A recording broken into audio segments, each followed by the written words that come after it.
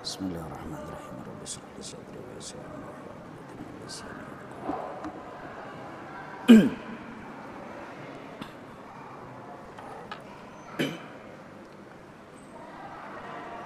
Assalamualaikum warahmatullahi wabarakatuh.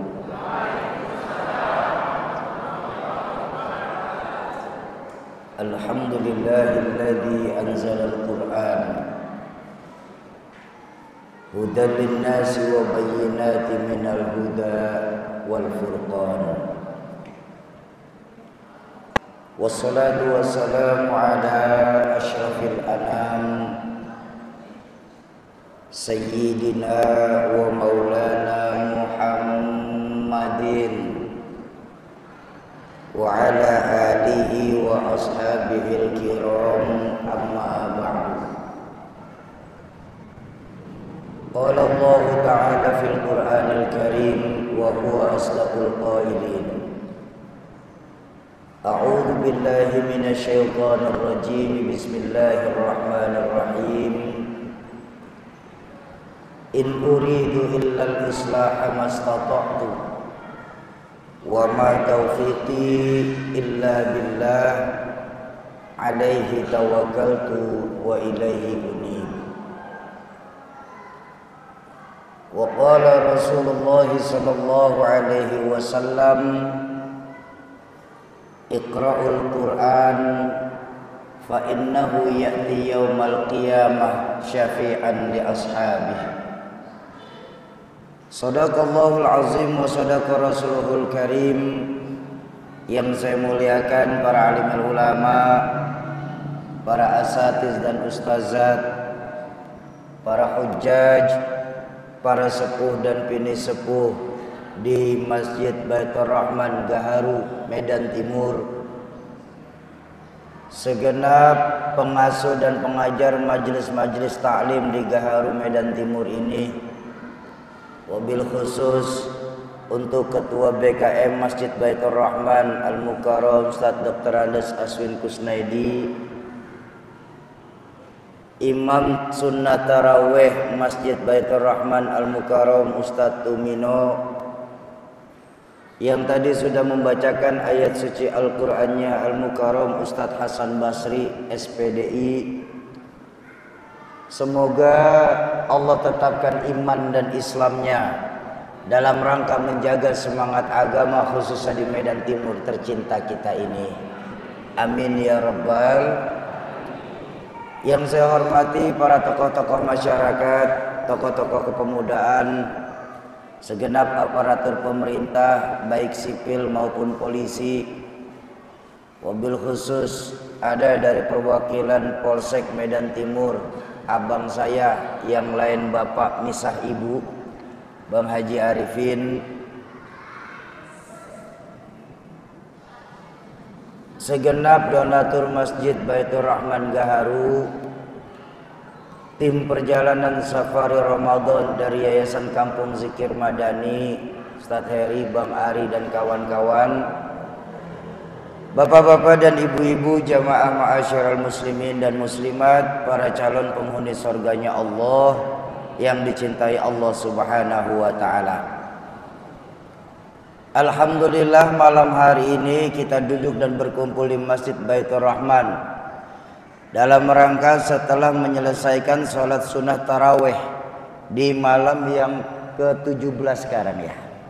Di malam yang ke-17 sekaligus memperingati nuzulul Quran di bulan Ramadan ini, juga sekalian untuk mencari pewakaf para orang tua asuh. Bapak Ibu, sekarang ini sangat terasa bahwa Al-Quran ini sudah tidak lagi menjadi buku pedoman bagi kita umat Islam. Banyak dari kita yang menjadikan Al-Quran di Medan Timur ini nggak lebih sebatas pajangan saja. Coba lihat. Bahkan yang prihatin apa? Belakangan ini banyak kita umat Islam yang hanya menjadikan Al-Quran tidak lebih sebatas mahar pernikahan saja. Coba kita lihat. Kalau ada saudara-saudara kita sedang melakukan akad nikah, Pak, subhanallah, fasih saat ijab kabul, Pak. Saya terima nikah dan kawinnya Fulanah binti Fulan dengan mahar seperangkat alat sholat ditambah Quran, dibayar tunai. Sah. Tapi begitu selesai akad nikah, Qurannya ditaruh di tempat yang paling tinggi, Pak. Kapan Al-Quran bisa turun lagi di dalam rumah tangga kita? Biasanya menjelang Ramadan. Inilah kita. Makanya pantas. Saya punya guru Al-Mukarram Kiai Haji Syarif Rahmat. Beliau salah seorang pengajar di PT IKI Jakarta, Pak. Perguruan Tinggi Ilmu Quran. Dan beliau juga seorang mudir dari Pondok Pesantren Tahfizul Quran Ummul Qura di Jakarta. Santri-santri beliau alhamdulillah sudah tersebar di Nusantara ini. Satu hari saya punya guru ini membuat semacam penelitian tentang Al-Quran. Hasil yang beliau dapat dari penelitiannya diambil sumbernya ini dari para santri-santri beliau yang sudah ada di Nusantara ini. Hasil penelitian beliau tentang Al-Quran di Indonesia ini, Pak, dari 100% penduduk Islam di Indonesia ini, ternyata tidak lebih dari 52% saja penduduk Islam di Indonesia ini yang bisa membaca Al-Quran. Subhanallah. Artinya apa? Dari penelitian saya punya guru ini, ternyata lebih dari 40% saudara-saudara kita di luar sana, baik mereka tidak memiliki mushaf Al-Quran atau mereka mengalami buta huruf hijaiyah secara total. 40% ini enggak sedikit, Pak. Kalau sekarang penduduk Islam di Indonesia anggaplah menyentuh angka 200 juta jiwa, 40%-nya saja sudah lebih dari 90 juta jiwa penduduk Islam di Indonesia buta huruf hijaiyah. Dan ini seharusnya tugas kita bersama dalam nuzulul Quran, bagaimana caranya membantu memberantas buta huruf hijaiyah di Indonesia ini. Saya minta maaf Bapak Ibu, memberantas buta huruf hijaiyah bukan tugas dari guru ngaji yang ada di Medan Timur ini. Memberantas buta huruf hijaiyah pun bukan hanya tugas dari Kementerian Agama saja. Tapi memberantas buta huruf hijaiyah adalah tugas kita semua umat Islam dalam rangka membumikan kembali Al-Quran di tengah-tengah masyarakat kita, Pak. Subhanallah. Al-Quran ini kan manual book, Pak. Buku manual untuk kita manusia. Kita bisa beli mobil Toyota, dapat manual booknya pasti keluaran Toyota. Bapak punya mobil Honda, manual booknya juga pasti keluaran dari pabrik Honda. Betul? Kita nih makhluk ciptaan Allah, maka manual booknya juga langsung produk Allah, Pak. Apa? Al-Quran. Dalam Al-Quran kita mau mencari apapun, insya Allah ketemu dalam kehidupan ini. Kenapa? Al-Quran menjelaskan proses kita nih, mulai dari alam ruh sampai di yaumil mahsyar nanti, Pak. Tapi sayang, seribu sayang, hanya 52% saja penduduk Islam di Indonesia ini yang bisa membaca Al-Quran. Nah, dari 52% ini disambung oleh guru kami, ternyata dari 52% ini penduduk Islam di Indonesia yang hanya sebatas bisa membaca Al-Quran, angkanya mengerucut lagi Bapak Ibu sekalian, hingga tidak lebih sekitar 30% saja. Dari 52% mengerucut hingga 30% saja penduduk Islam di Indonesia ini yang mampu membaca Al-Quran secara tartil. Memang arti tartil apa, Syauki?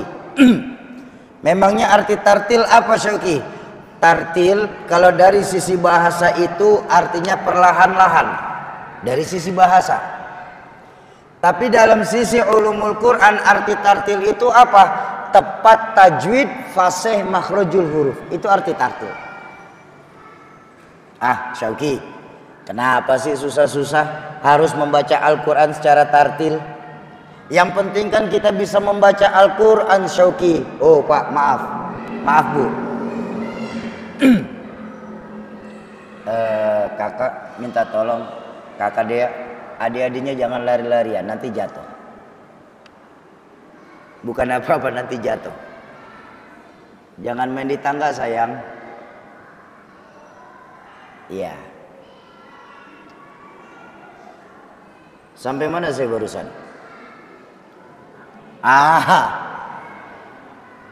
Kan cukup kita bisa membaca Al-Quran, Syauqi. Kenapa mesti tartil? Dua alasannya Pak. Kenapa kita umat Islam harus membaca Al-Quran secara tartil? Ada dua alasannya. Pertama, perintah membaca Al-Quran secara tartil ini langsung dari Allah Subhanahu wa Ta'ala, di mana Allah mengingatkan dalam Al-Quran sendiri, warattilil Qur'ana tartila. Baca Al-Quran secara tartil. Tartil di sini tepat tajwid, fasih, makhrajul huruf. Itu yang pertama tuh. Langsung perintahnya dari Allah. Lalu yang kedua, alasannya apa, Syauqi? Yang kedua, dari sisi bahasa, Pak. Seperti yang kita faham bahwa 90% lebih bahasa yang tertulis dalam Al-Quran berupa bahasa Arab. Betul apa betul? Bicara bahasa Arab, Umi, saya minta maaf. Bicara bahasa Arab, salah pengucapan bisa mengakibatkan salah pengartian. Ini bahayanya bahasa Arab. Contoh, pakai contoh saja. Nama saya yang diberikan orang tua saya, Rahmatul Abror Ki Zainuddin MZ, Syauqi. Terdiri dari huruf shin, waw, qaf, dan ya. Kalau orang tepat mengucapkan nama saya, maka nama saya mempunyai arti kerinduan. Tapi tadi saudara saya MC memanggil saya dengan sebutan Sauqi, menggunakan sin bukannya shin. Itu sudah beda arti tuh Pak. Apa Sauqi? Pasar, suk. Pun ketika ada orang memanggil saya dengan nama Syauqi, bener shin, tapi belakangnya kaf. Ini sudah beda arti lagi Pak. Apa jadinya? Duri.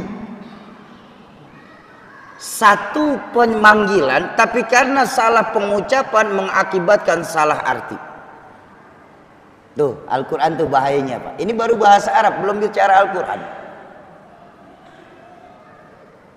Atau yang sering kita kena nih, ketika imam selesai sholat kan mengajak bertasyhid biasanya ya.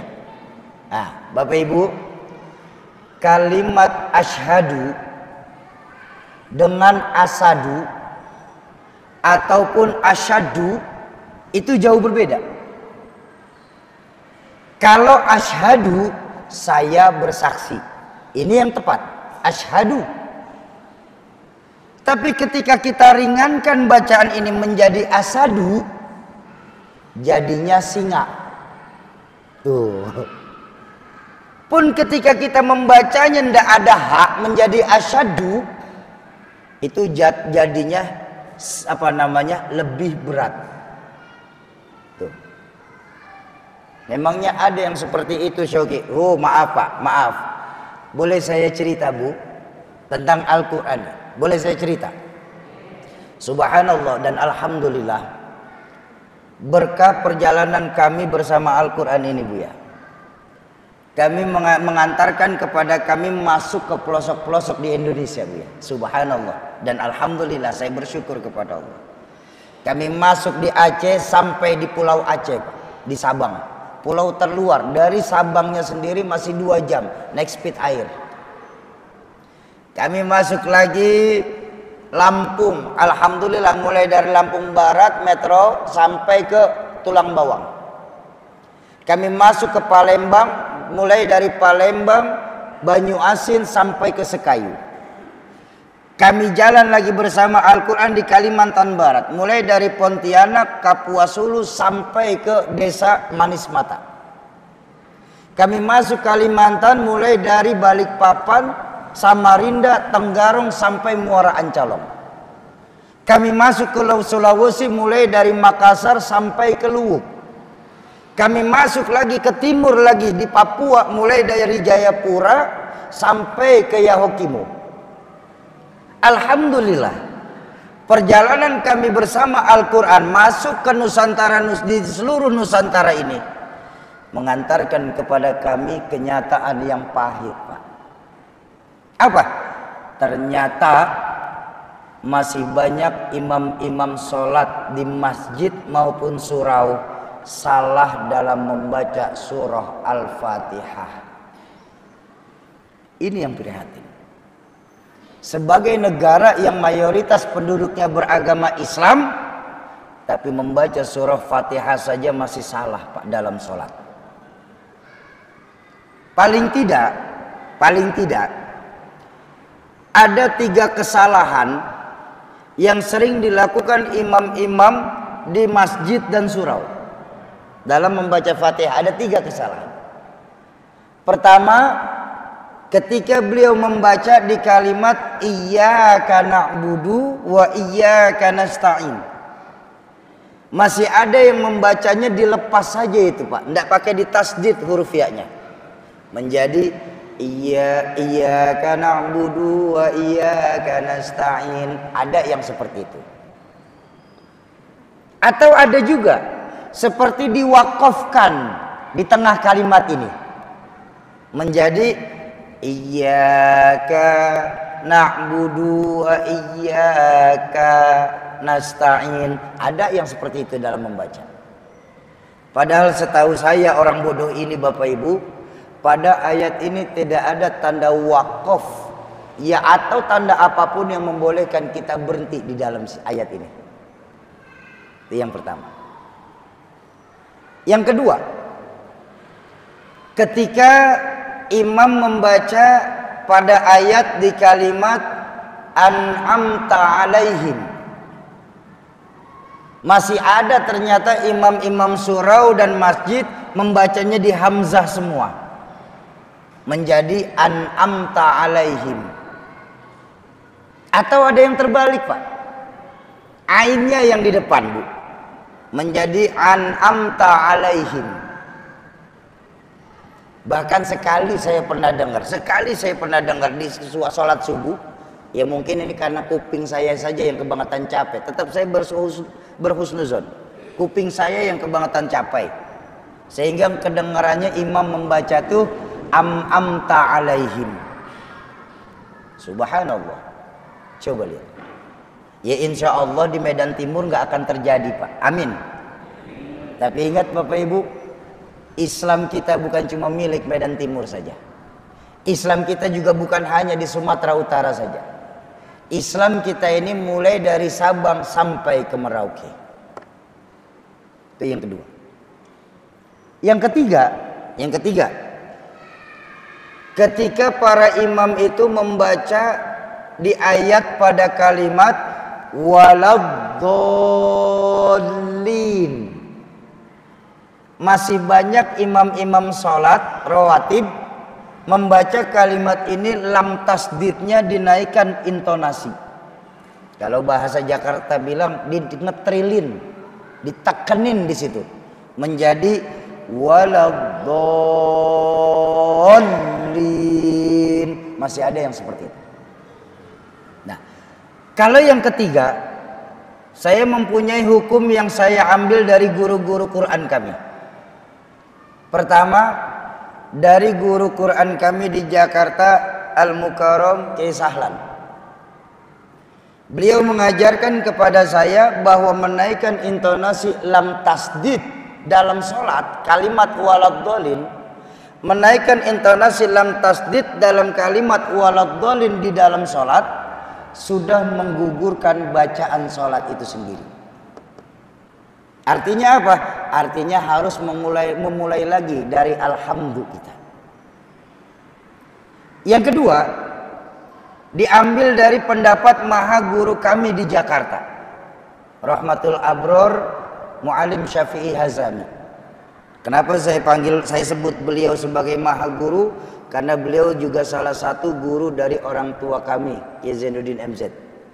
Jadi alhamdulillah kami anak dan bapak masih ketemu belajarnya kepada satu guru.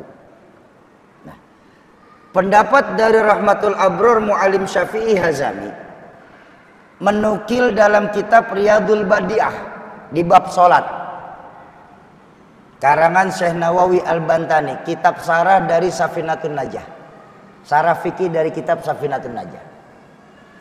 Disebutkan sama beliau bahwa menaikkan intonasi lam tasdid dalam kalimat waladhdallin itu sudah menggugurkan salat itu sendiri, Pak. Subhanallah. Bayangkan, ketika gugur salat, imam salah membaca Fatihah, satu masjid akan gugur salat berjamaahnya, Pak. Kenapa? Karena Fatihah dalam fikih itu masuk dalam rukun salat. Namanya rukun, nggak boleh ada kesalahan di dalamnya. Ya. Kalau surah-surah lain setelah Fatihah itu hukumnya sunnah. Contoh, pakai contoh saja biar lebih mudah. Saya diangkat jadi imam dadakan di Baitur Rahman. Namanya imam dadakan, Pak. Grogi juga saya. Setelah Fatihah saya bacanya Al-Kafirun. Tapi sampai di tengah surat saya muter nggak kemana-mana, Pak. Nggak ketemu ujung suratnya. Wala ana wala antum wala ana wala antum, muter di tengah saja nggak ketemu-temu. Dan kebetulan nih ceritanya nih, kebetulan satu saf orang di belakang saya ini nggak ada yang negur. Karena fungsi saf di belakang imam tuh negur, Pak. Ya. Kebetulan nggak ada yang negur. Saya tahu itu salah. Tapi karena tidak ada yang tegur dan saya juga lupa ayat akhir suratnya, maka saya sebagai imam langsung ambil inisiatif ruku, sah sholat kita. Sah tuh, Pak. Walaupun nggak selesai suratnya, sah sholat kita. Kenapa? Karena surah setelah Fatihah hukumnya sunnah. Atau ada juga yang seperti ini. Saya diangkat jadi imam rawatib di Masjid Baitur Rahman. Kebetulan rumah saya dekat. Waktu azan ada tamu berkunjung, punya hajat yang penting. Tapi karena saya harus menjalankan sebagai imam rawatib di masjid, maka saya wajib ke masjid dulu untuk memimpin sholat berjamaah. Saya tahu ada tamu di rumah, maka sholat saya percepat. Setelah habis Fatihah, saya bacanya Bismillahirrahmanirrahim, Yasin, Allahu Akbar, sah sholat kita. Kenapa? Walaupun cuma satu ayat, selama sempurna maka sah sholat kita. Tapi jangan keseringan, ini mah hukum darurat saja, Pak. Ini jangan dibilang karena sah nanti kita jadi ngambilnya hukum yang ini, Pak. Jangan juga. Kalau kayak gitu curang kita nanti, Pak. Sholat maghrib rakaat pertama Yasin, rakaat kedua Alif Lam Mim. Ntar sholat Isya Alif Lam Mim Ro, rakaat keduanya Kahaya min Ain Shad. Curang namanya kita. Jadi walaupun cuma satu ayat, ini sifatnya darurat tapi ya, walaupun cuma satu ayat, selama ayatnya sempurna maka sah sholat kita. Yang nggak boleh itu dipotong ayat, itu yang nggak boleh. Dalam sholat memotong ayat itu nggak boleh. Kayak ayat kursi. Ayat kursi kan lumayan tuh panjang. Ya. Bismillahirrahmanirrahim. Allahu la ilaha illa huwal hayyul qayyum. Allahu akbar. Gugur sholat kita. Kenapa? Karena sudah memenggal ayat. Walaupun itu tanda wakaf. Ya. Makanya memang sangat kita sadari Bapak Ibu sekalian. Kenapa sekarang orang sedikit yang mampu membaca Al-Quran secara tartil? Karena sadar atau tidak sadar, proses pembelajaran anak-anak kita sama Quran sangat berbeda dengan kita dulu belajar Quran. Tahadusan bin nikmah. Guru Al-Quran saya pertama kali saya punya umi. Saya punya ibu, Umi Hajah Siti Khalilah binti Haji Ayub. 2 tahun yang lampau beliau sudah meninggal dunia. Mudah-mudahan Allah ampuni dosa beliau lewat keberkahan Al-Quran. Cuma yang saya mau bilang begini. Saat beliau mengajarkan kami putra-putra beliau, metode yang beliau pakai itu metode Baghdadi. Memang metode Baghdadi ini lama Pak, perlu proses. Tapi detil di dalam metode Baghdadi ini. Pertama, dalam pembelajaran metode Baghdadi oleh orang tua saya, pertama, metodenya itu menghafal bunyi dan bentuk huruf hijaiyah. Alif, ba, ta, fa sampai huruf ya. Sama kan ya Bu ya berarti ya? Ibu juga dulu kan begitu kan belajar? Sama. Sudah selesai, kita sudah hafal bunyi dan bentuk huruf, meningkat tuh pelajaran. Apa? Belajar imla, mengeja huruf. Huruf hijaiyah dikasih harokat. Yang dulu dalam istilahnya tuh ketika mengeja, alif fathah a, alif kasroh i, alif domah u, a, i. Oh masih ingat Ibu, alhamdulillah. Ba fathah ba kasroh bi, ba domah bu, ba. Subhanallah, luar biasa ibu-ibu saya nih. Mim fathah ma, ta fathah ta, mim domah mu, matamu. Dulu tuh kita mengeja huruf seperti itu. Selesai mengeja huruf sudah lancar, sudah bisa membaca satu kalimat, meningkat belajar Quran kecil atau yang dulu kita kenal dengan nama Muqaddam. Muqaddam itu sebenarnya Quran juz 30, tapi pembacaannya dari Anas ke An-Naba, dari belakang ke depan. Sambil belajar Quran kecil, meningkat pembelajaran metode Baghdadi. Apa? Belajar tajwid. Mana itu ikhfa, mana itu izhar, mana idgham, ada berapa idgham itu, mana itu iklab dan lain sebagainya. Sudah mampu membaca juz 30 dengan tajwid, meningkat lagi ke atas. Apa? Belajar fasohah, mengucapkan huruf hijaiyah secara tepat. Ba ya ba, to ya to, dod ya dod, ain ya ain, qaf ya qaf. Jadi ketika bertemu dengan harokat, hurufnya tetap sama yang keluar, Pak. Ini belajar fasohah. Dalam pembelajaran fasohah, saya punya umi itu mengajarkan membentuk di kalimat. Ini juga sering nih dalam tahsin ini diajarin. Ketika ba itu bukan b, Pak. Ba itu ada penekanan di ujung lidah, ba. Jadi nggak bisa dibaca b. Makanya ketika dalam makhrajul huruf, kalimat yang terbentuk itu ba, bi, bu, bab, bu, ban, bani, bab, na, minal, mubni, mabi, ban, bani, ba. Tetap ba yang keluar. Maka ketika baca surat, baca Quran, Bismillahirrahmanirrahim, bis, bukannya bis. Ini banyak dari kita ba-nya masih tipis. Ketika bertemu dengan ha, hamas, ya tetap ha bunyinya. Ha, hi, hu, bah, hu, han, hani, hah, na, minal, muhni, mahihan, haniha. Jadi ketemu di ayat Alhamdulillahi Rabbil Alamin. Tetap hurufnya ha. Ketika to, ya to mau harokat fathah, kasroh, dhamma, tetap to bunyinya. To, ti, tu, bat, tu, ton, tonil, tot, na, minal, mut, ni, mati, ton, tonil, to, tetap to.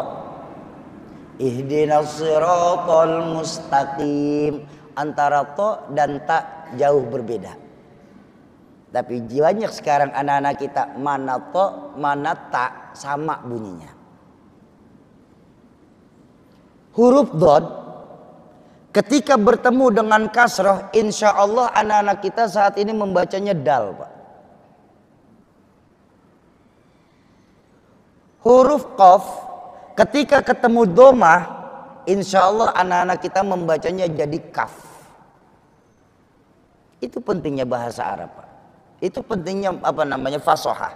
Nah, fasohah sudah lancar, membaca juz 30 juga sudah khatam dengan tajwid dan makhrajul huruf, meningkat ke Quran besar. Ketika Quran besar, barulah kita belajar tahsin, menghaluskan bacaan. Jadi tahsin itu kalau kita dari metode Baghdadi, tahsin itu bukan belajar Quran dari awal, Pak.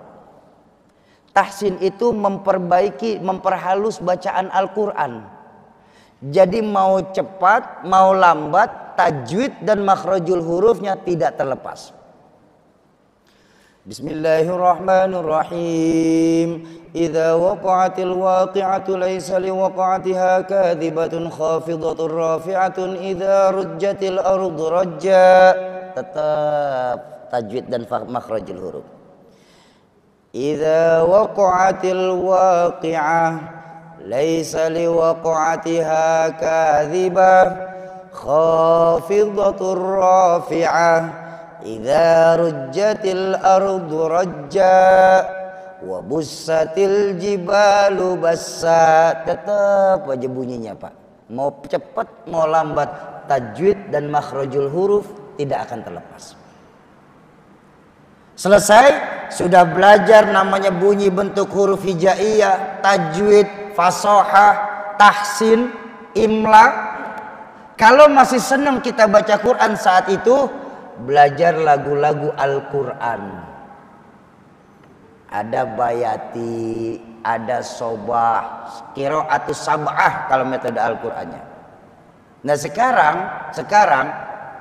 anak-anak kita yang remaja, Pak, belajar lagu Al-Quran itu cuma berdasarkan telinga, apa yang dia dengar. Jadi ketika surah yang dia dengar itu dia baca, insya Allah pas. Tapi ketika bertemu dengan ayat lain yang lagunya seperti itu, insya Allah nggak akan pernah tepat tajwidnya, Pak. Tuh. Apalagi maaf sekali, maaf. Bu, mau kemana, Bu?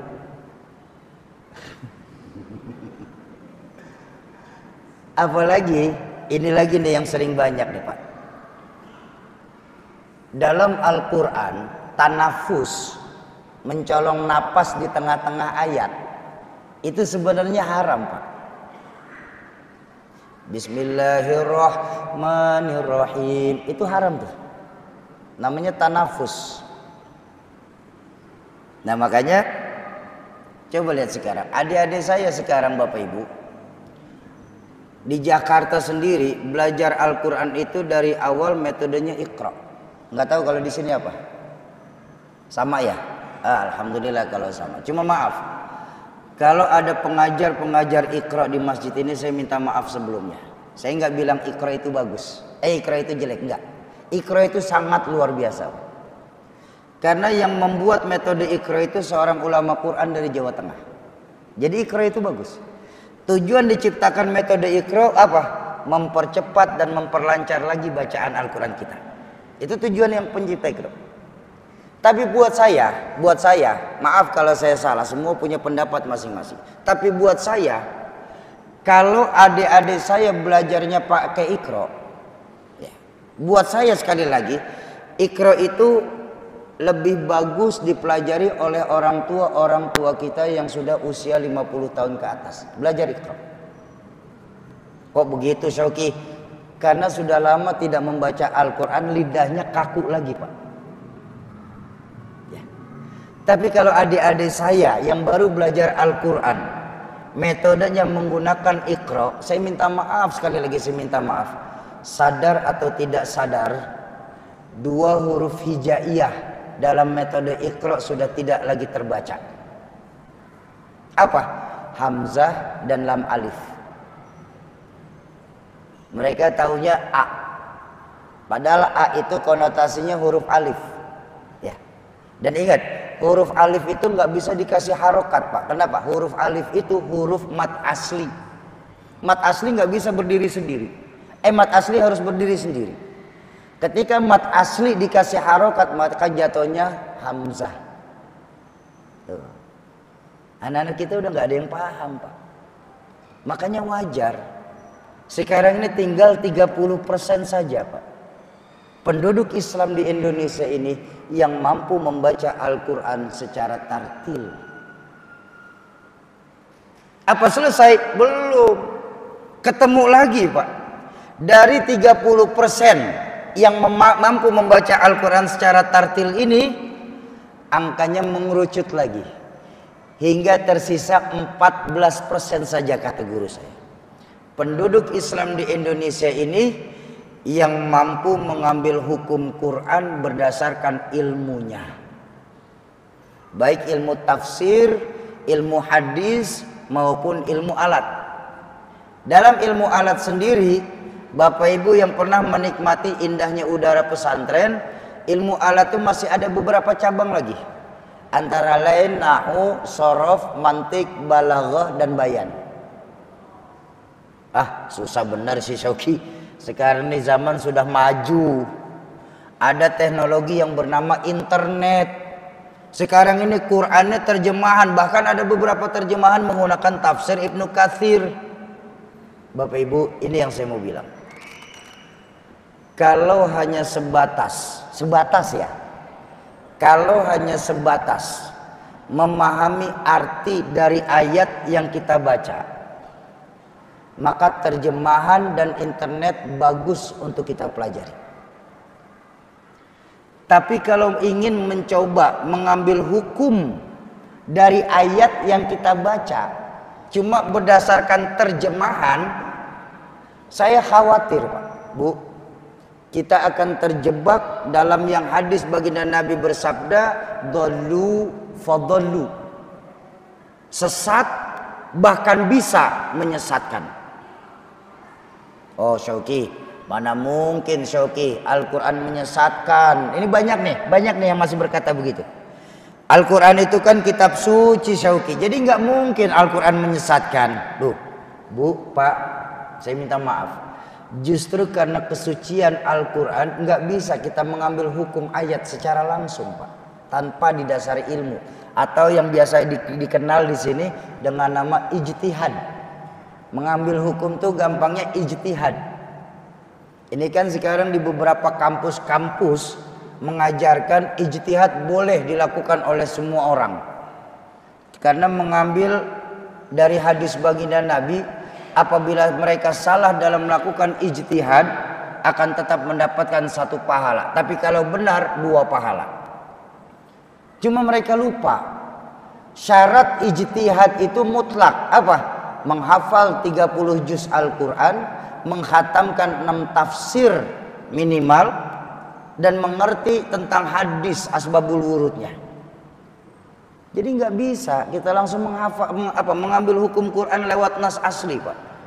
Pakai contoh lagi dah, biar lebih gampang lagi. Begini, ada dalam ayat Al-Quran Allah berfirman begini. Bismillahirrahmanirrahim. Innal ladzina amanu wal ladzina hadu wan nasara was-sabiin man amana billahi wal yaumil akhir wa amila salihan falahum ajruhum inda rabbihim wala khaufun alaihim wala hum yahzanun. Ada enggak ayatnya dalam Al-Quran? Al-Baqarah kalau saya enggak salah 62. Kalau Bapak Ibu buka bawa terjemahan Al-Quran di dalam handphone, silahkan buka. Kita lihat artinya. Apa artinya? Innalladzina amanu, sesungguhnya orang-orang yang beriman. Walladzina hadu wan nasara was-sabiin, baik mereka dari golongan Yahudi, Nasrani ataupun Sabiin. Sabiin itu agama langit tetap, Pak. Baik mereka Yahudi, Nasrani atau Sabiin. Man amana billahi wal yaumil akhir, siapa saja dari mereka yang percaya kepada Allah dan hari akhir. Wa amila salihan, dan mereka melakukan perbuatan baik, sungguh mereka tetap mendapatkan falahum ajruhum inda rabbihim, tetap mereka mendapatkan pahala dari Allah. Wala khaufun alaihim wala hum yahzanun.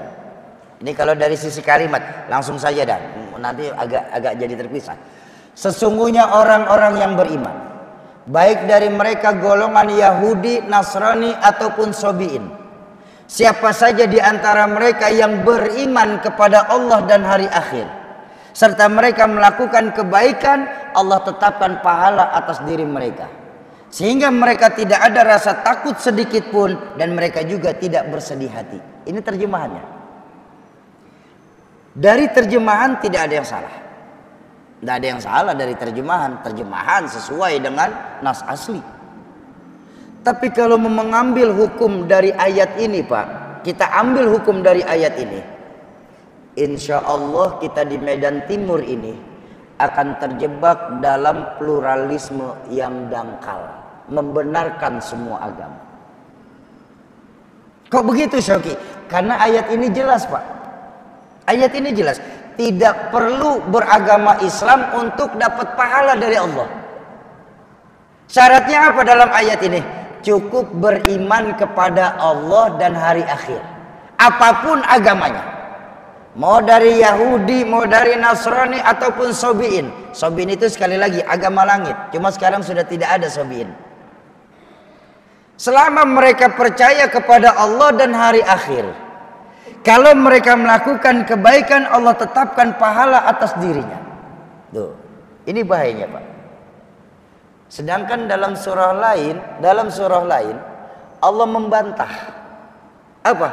Wa may yabtaghi ghairal islami dinan falay yuqbala minhu wa huwa fil akhirati minal khasirin.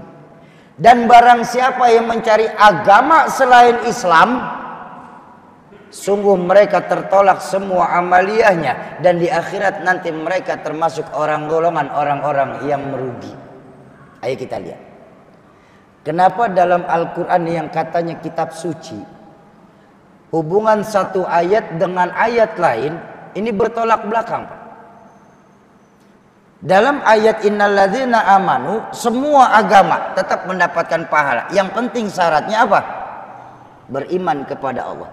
Tapi di surah lain ditegaskan tidak akan diterima amaliyahnya orang yang mencari agama selain Islam. Lalu bagaimana nyari kontekstual dalam hukum ini, Syauqi? Kontekstualnya adalah dalam ayat itu ada hukum nasakh dan mansukh. Hukum ini akan merubah hukum sesudahnya.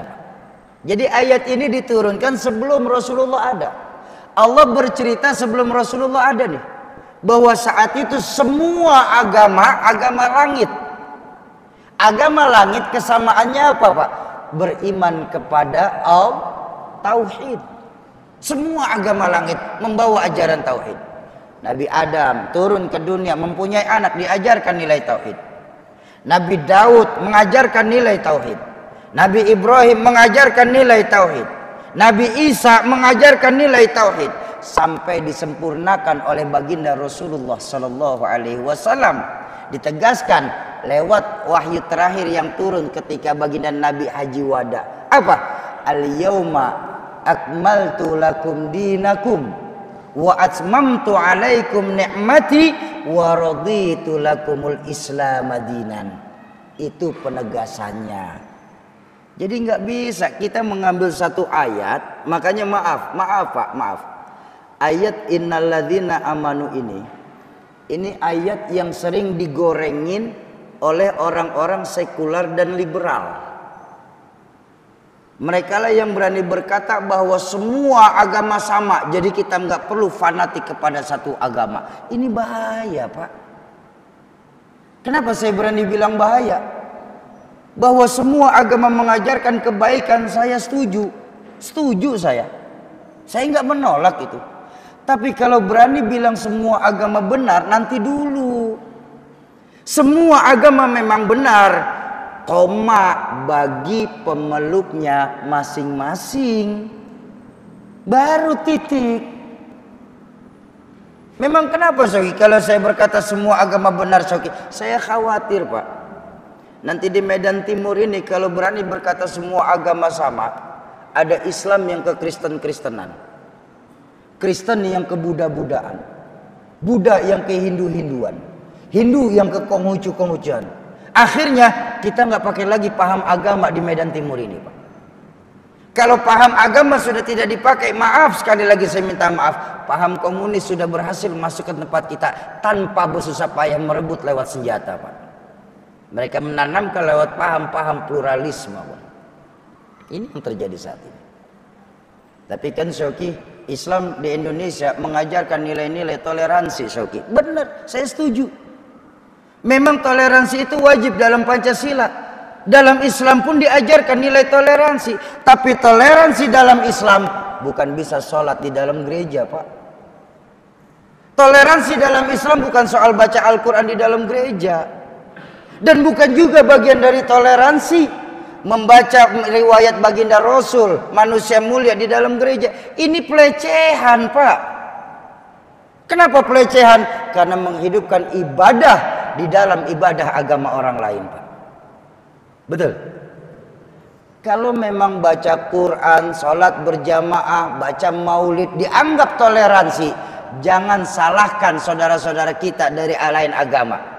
Ketika nanti satu hari di masa yang akan datang, saat Idul Fitri, Idul Adha, mereka akan masuk ke Masjid Baitur Rahman ini, lalu menyanyikan lagu-lagu rohani mereka. Saat ini mungkin kalimat ini terdengar klise dan lucu Pak. Kenapa? Karena masih ada yang berani berkata itu bukan bagian toleransi. Tapi coba pikirkan, Islam bukan hanya terbatas pada diri kita saja Pak. Islam kita akan kita wariskan Pak. Iman kita wariskan kepada anak keturunan kita.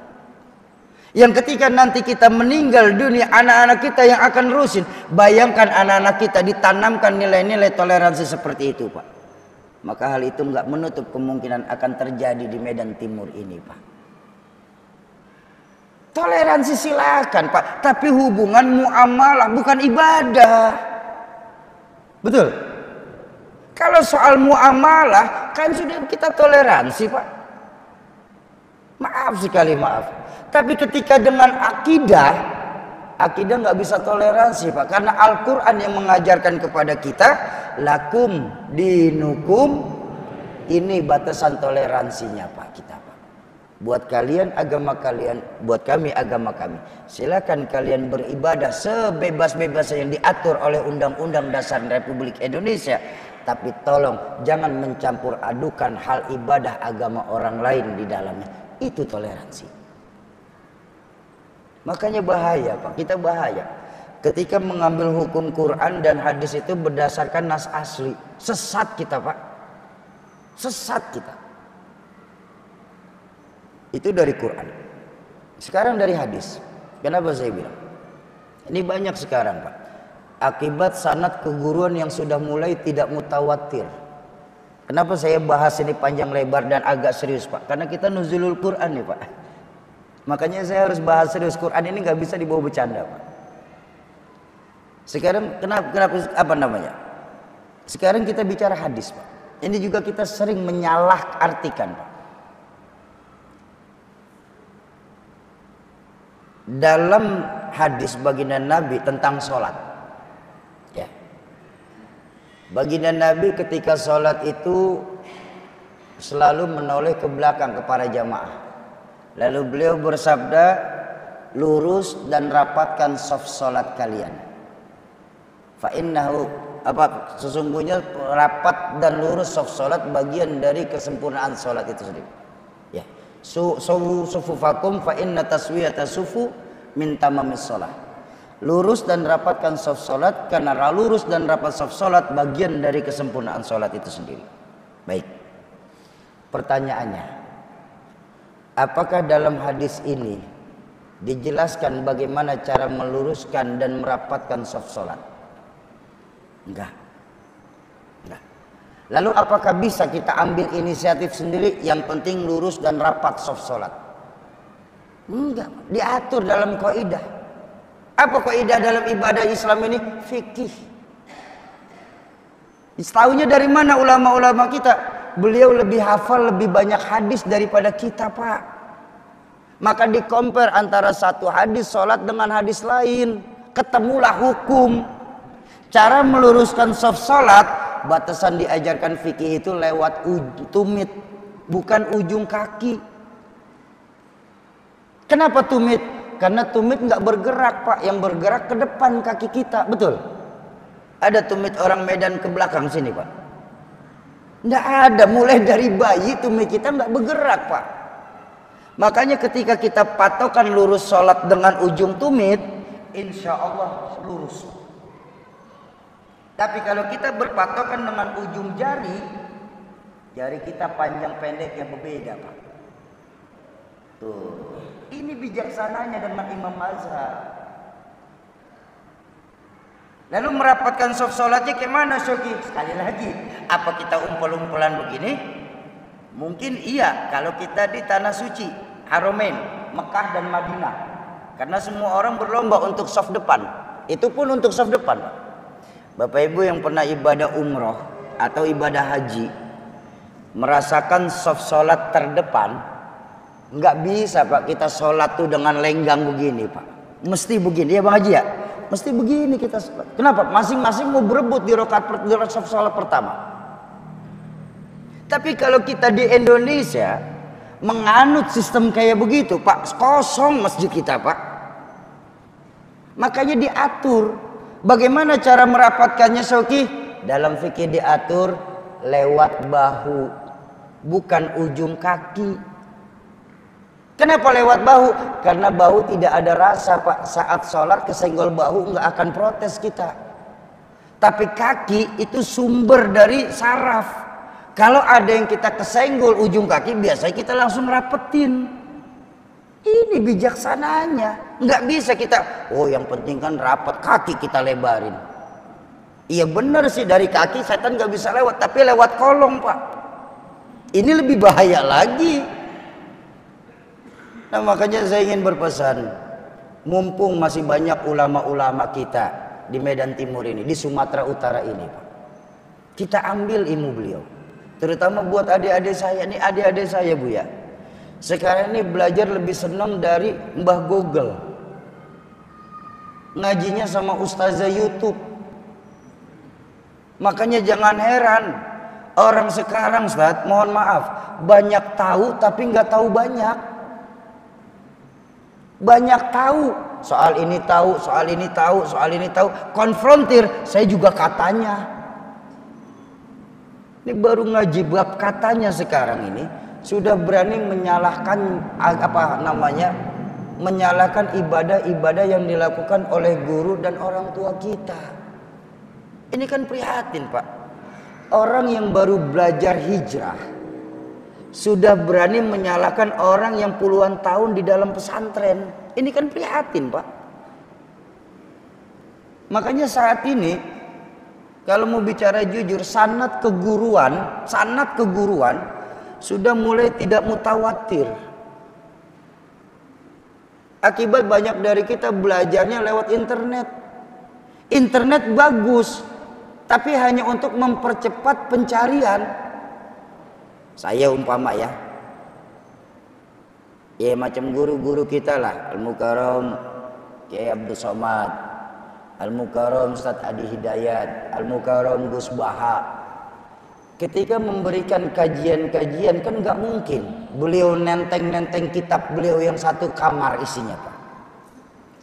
Internet mempercepat pencarian. Sekarang yang mau dibahas apa? Oh, bab Al-Qur'an. Tadi tahadusan bi'ni'mah. Tadi sebelum jalan ke sini, Pak, Sebelum jalan ke sini di mobil saya sempat buka-buka tab. Oh, apa ya? Oh, nuzulul Quran. Buka nuzulul Quran. Oh, ayatnya ini. Oh, dalilnya ini. Oh, qaul ulamanya ini. Oh, ngambilnya dari sini. Terus saya belajarnya lewat sini. Ini yang saya pernah pelajarin. Terus ke bawah.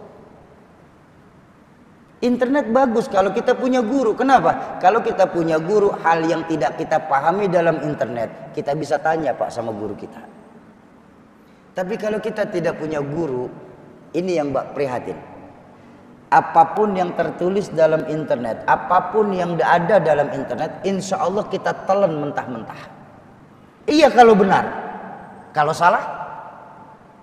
Iya kalau salahnya sendiri.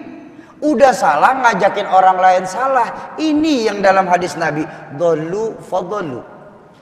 Bahkan kata baginda Nabi dalam hadis, dalam riwayat lain, apabila kau coba mengambil hukum Quran cuma berdasarkan logika punya kau, kata baginda Nabi apa? Silahkan pilih tempat duduk kalian di dalam neraka nanti. Na'udzubillah tsumma na'udzubillah. Jadi nggak segampang itu kita mengambil hukum dalam Al-Quran cuma berdasarkan nas. Ada lagi. Sampai jam berapa kita ngaji nih? Sedikit lagi, baik. Bapak Ibu,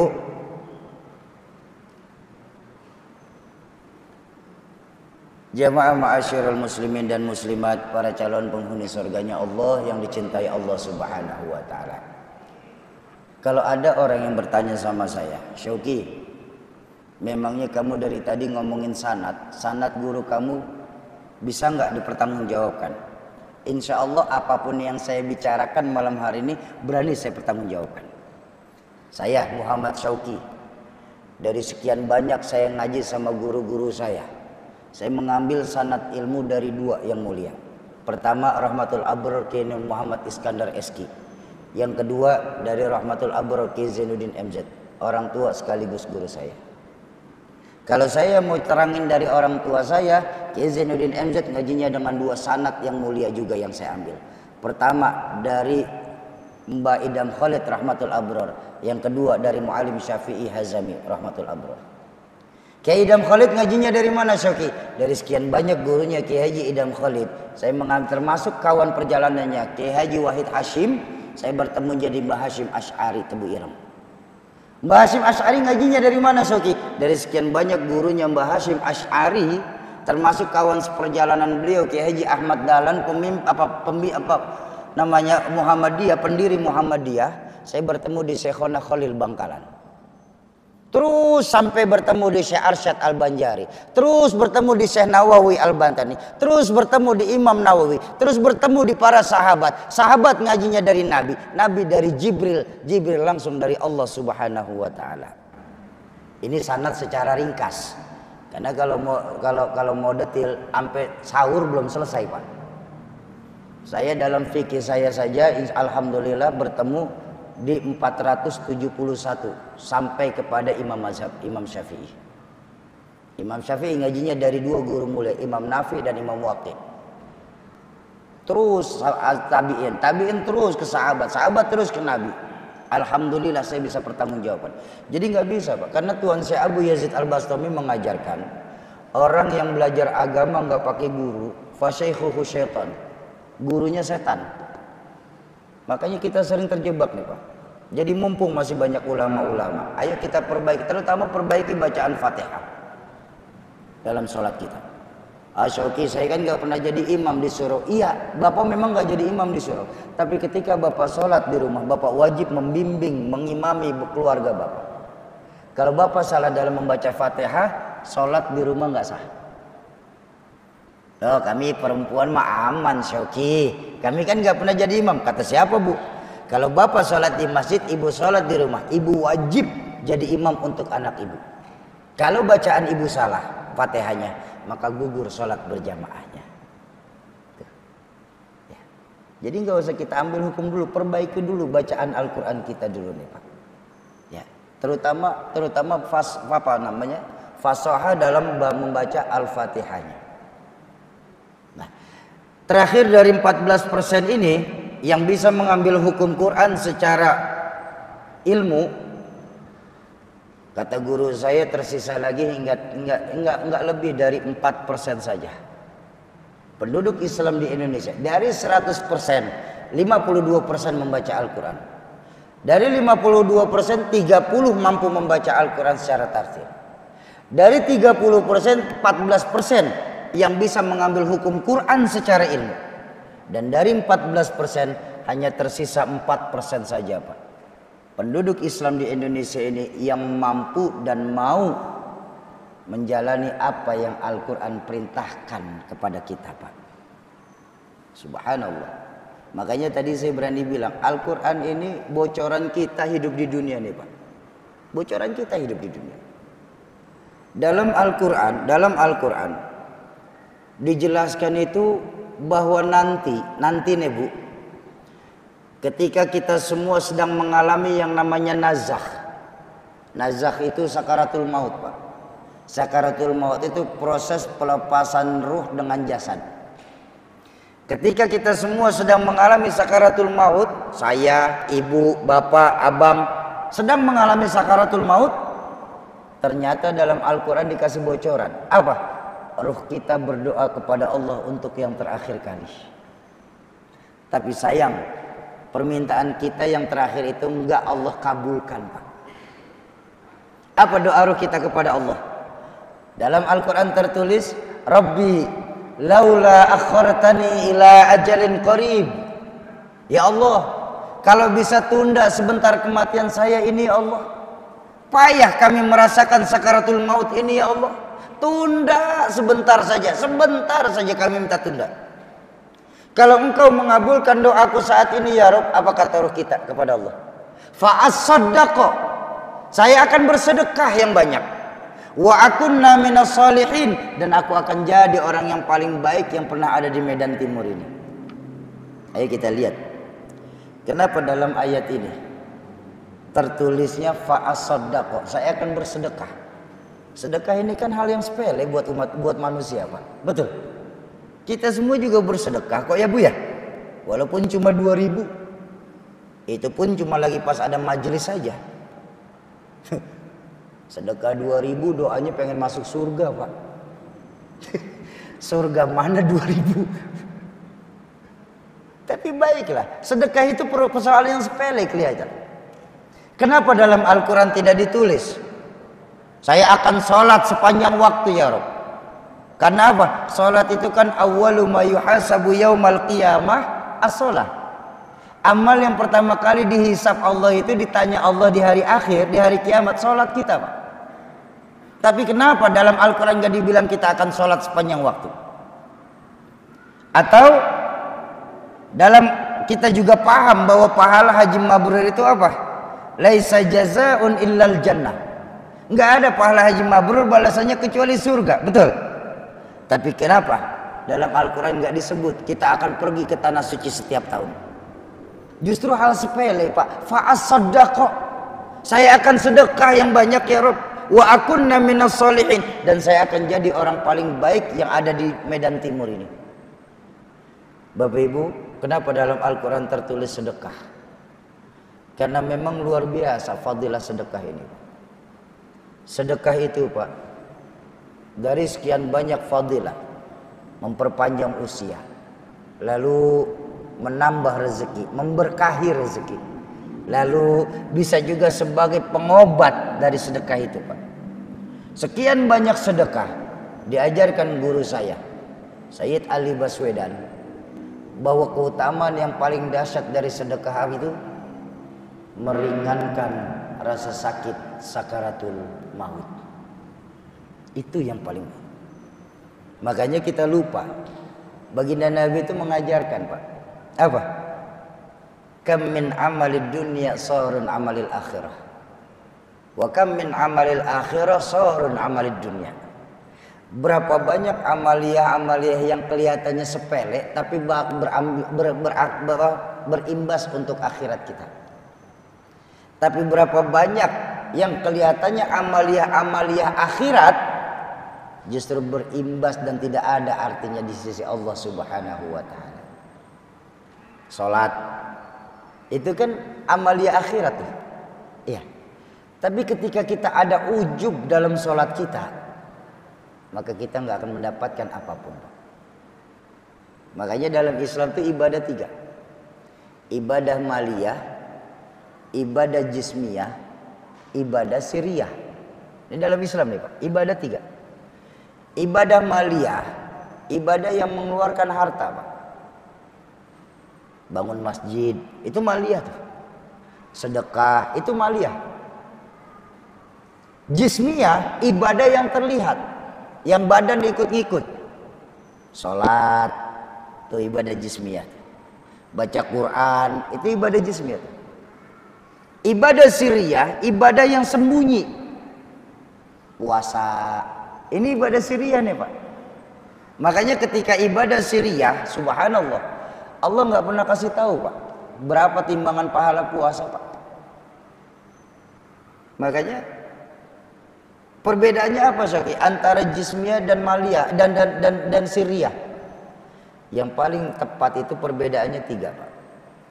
Kita ngebandingkan antara ibadah jismiyah dan siriyah. Ibadah yang terlihat dan tidak terlihat. Pertama, ibadah jismiyah karena kelihatan. Saya bilang tadi, orang cenderung untuk bisa terkena yang namanya riya.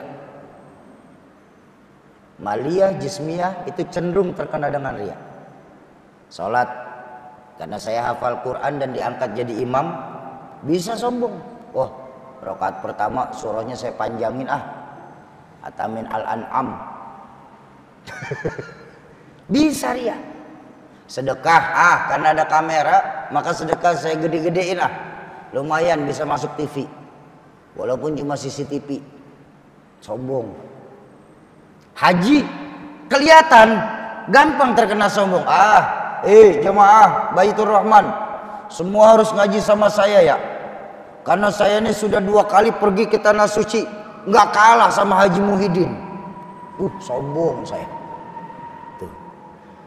Tapi ibadah siriyah apa yang mau kita sombongin? Apa yang bisa kita sombongin dari puasa ini? Cuma kita saja sama Allah yang tahu kita puasa apa tidak. Makanya baginda Nabi sudah membaca cara puasa kita di Medan Timur. Kam min shaimin. Berapa banyak nanti umatku orang Medan Timur yang sangat berpuasa tidak mendapatkan kebaikan apapun dari ibadahnya illal ju' wal atas. Kecuali cuma sebatas menahan lapar dan hausnya saja. Itu yang pertama. Yang kedua, ibadah jismiyah karena kelihatan. Orang pandai nilai Pak. Sholat, kawan kita sholatnya mantap ya. Kenapa? Kelihatan dari bacaan dan gerakan sholatnya. Saudara kita hajinya mabrur ya. Kok tahu? Kelihatan dari tingkah laku sepulang dari tanah suci. Tapi puasa apa yang mau dinilai Pak? Nggak ada orang nilai puasa. Ada orang Medan nilai puasa Bu.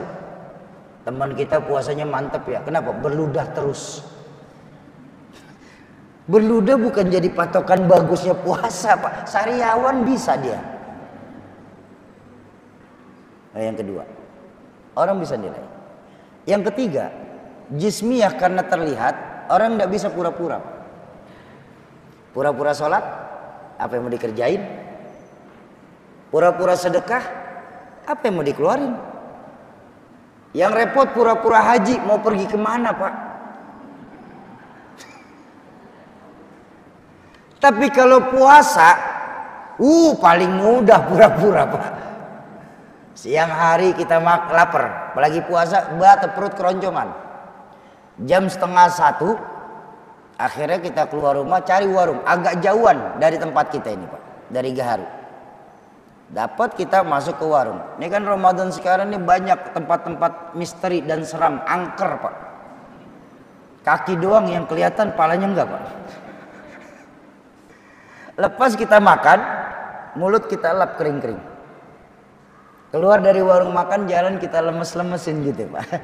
Ada kesenggol angin mobil, miring ikut gitu. Kenapa? Pura-pura puasa. Pura-pura puasa. Nah makanya ayo, berapa banyak amaliyah dunia akhirat yang tidak mendapatkan kebaikan apapun kecuali untuk dunianya saja. Jadi ayo, mumpung kita masih Ramadan Bapak Ibu, pertama kembalikan lagi nilai-nilai agama terutama Al-Quran dalam rumah tangga kita. Karena baginda Nabi mengajarkan al-baitu madrasatul ula. Rumah itu pesantren pertama buat anak-anak kita. Jadi maaf, saya minta maaf kalau saya ngomong agak kasar malam hari ini. Mungkin kedengarannya agak kasar. Jangan pernah bicara kita punya generasi muda soleh dan soleha di sini, Pak. Kalau kita sebagai orang tua tidak bisa berlaku soleh dan soleha kepada anak-anak kita. Dan maaf, jangan pernah berharap anak-anak muda di tempat kita ini, Pak, Medan Timur ini, jadi generasi-generasi yang Qur'ani. Kalau kita sendiri sebagai orang tua nggak suka baca Al-Quran di hadapan anak-anak kita. Pepatah Arab sendiri sudah mengajarkan mafil aba fi abna. Di mana-mana yang namanya bapak kalong, anak kampret. Bapak nyolong, bocahnya nyopet, Pak. Fotokopi kayak mana aslinya saja, Pak. Bagaimana anak, begitulah orang tua adanya. Nah, makanya dalam rangka memperbaiki lagi kehidupan kita, dan dalam bulan Ramadan ini memang bulan yang luar biasa di Ramadan ini, Pak. Luar biasa. Allah menciptakan 12 bulan dalam Islam ini, dalam 1 tahun. 6 bulannya itu spesial, Pak. 6 bulannya itu bulan istimewa. Baginda Nabi mengingatkan dalam hadis, Ar-Rajabu syahrullah wa Sya'ban syahri wa Ramadan syahri li ummati. Rajab itu bulannya Allah. Jadi dari 12 bulan Allah punya bulan sendiri, Pak, yang istimewa. Dalam Al-Quran sendiri termaktub minha arba'atun hurum. 4 bulan istimewa Allah ini, 3 berdampingan, 1 terpisah. Tapi kita seringnya menyia-nyiakan Ashurul Hurum ini, Pak. Padahal Ashurul Hurum ini bulan dahsyat, Pak. Apa? Di dalam Ashurul Hurum ini, bulan cintanya Allah ini, pahala dilipat gandakan, dosa pun ditambah. Tuh. Kenapa? Bulannya Allah, Pak. Makanya saya mau pesan abang-abang saya nih, kalau kita di sini di Medan Timur masih senang berbuat dosa, saat Ashurul Hurum cari dosanya yang kecil-kecilan. Jangan yang gede-gede. Contoh dosa kecil tuh, keluar masjid Baitur Rahman nuker sendal. Ini mah contoh, ini contoh. Kalau ada kejadian di Ashurul Hurum, masjid sendal pada hilang, omongan saya manjur berarti, Pak. Kenapa? Karena di Ashurul Hurum memang pahala dilipat gandakan, tapi dosa pun ditambah sama Allah. Lalu Sya'ban syahri, Sya'ban itu bulanku, bulan umatku, bulan buatku, kata baginda. Makanya ulama mengajarkan amaliyah yang paling baik di bulan Sya'ban apa? Memperbanyak sholawat. Makanya orang tua kita kalau bulan Sya'ban tuh, Pak, bikin haul akbar, bikin bulan ruah, ya. Karena di dalam bulan ruah itu pembacaan riwayat maulid, bersolawat, bertahlil dan lain sebagainya. Wa Ramadan syahrul li ummati. Ramadan itu bulan khusus untuk umat Islam. Subhanallah. Baginda Nabi mengingatkan, "Lau ta'lamu ummati ma fi Ramadan, la tamannau an takuna sanata kullaha Ramadan." Kalau saja umatku ini memahami betapa istimewanya bulan Ramadan ini, niscaya umatku akan meminta 1 tahun ini isinya penuh dengan Ramadan. Kenapa? Dalam Ramadan dosa kita diampuni, Pak. Pahala dilipat gandakan. Doa dijawab. Pintu surga terbuka lebar-lebar dan pintu neraka tertutup rapat-rapat. Bulannya Allah, pahala dilipat gandakan, dosa ditambah. Dua-duanya pintu surga dan neraka terbuka. Di bulan Sya'ban kita mengharapkan pertolongan baginda Nabi di hari kiamat. Tapi ketika Ramadan, bagaimana nggak mau istimewa? Dosa kita diampuni. Ini kan sekarang nih, 10 hari kedua, kan jatuhnya maghfirah nih. Turunnya ampunan Allah nih, Pak. Dosa diampuni, pahala dilipat gandakan. Doa kita akan diijabah setiap malamnya. Pintu surga terbuka lebar-lebar, pintu neraka tertutup rapat-rapat untuk orang yang beriman. Jadi ayo kita tambah lagi amaliyah kita di bulan Ramadan ini. Makanya Bapak Ibu, kami dari Yayasan Kampung Zikir Madani malam hari ini sekalian ingin mengajak Bapak Ibu untuk menjadi investor dunia akhirat yang menguntungkan. Yang ditamsilkan dalam bahasa Quran itu, kenapa saya bilang menguntungkan? Ditamsilkan dalam bahasa Quran itu tijaratan lan tabur, perniagaan yang tidak pernah merugi. Apa itu Syauqi? Wakaf menjadi orang tua asuh bagi santriwan santriwati pesantren Zikir Madani. Keuntungannya apa Syauqi? Oh, Bapak Ibu bicara investasi kan bicara keuntungan. Apa keuntungannya? Apapun yang dilakukan para santri dalam amaliyah-amaliyahnya, Bapak Ibu akan kebagian pahalanya. Santri sholat berjamaah, Bapak Ibu sholat sendiri-sendiri di rumah atau di kantor, tanpa terasa pahala bertambah.